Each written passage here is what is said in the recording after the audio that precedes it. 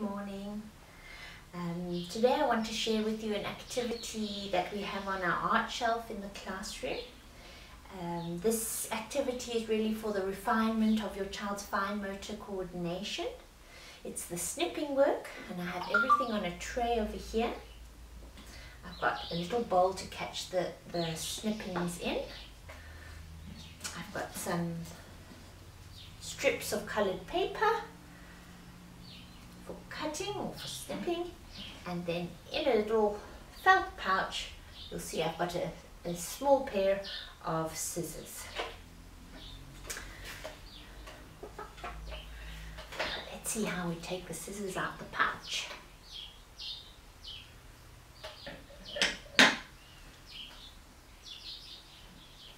Let me show you how to hold your scissors.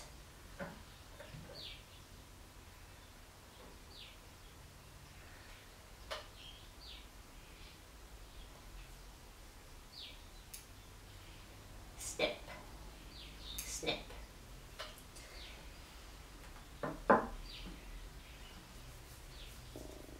Watch. Snip. Snip.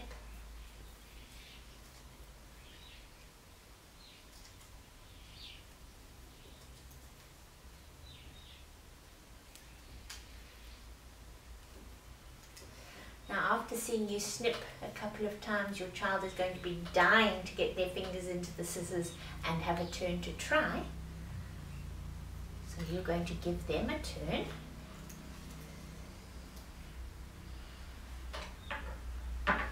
And to begin with, when they start, they might find it difficult to coordinate the scissors and holding the paper.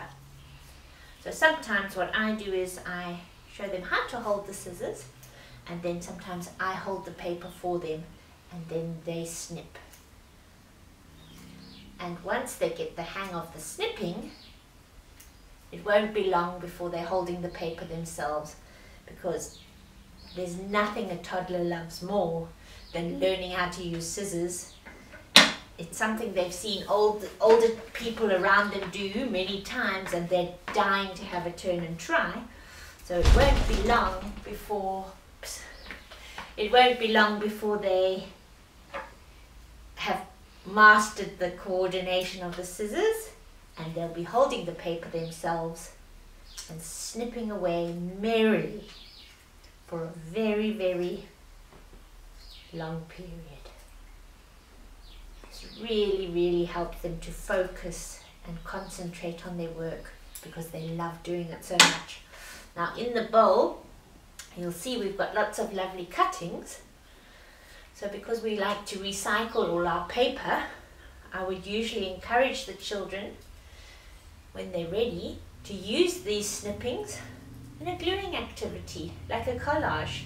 You could make some kind of collage activity and use all these lovely little snippings of paper in that collage activity.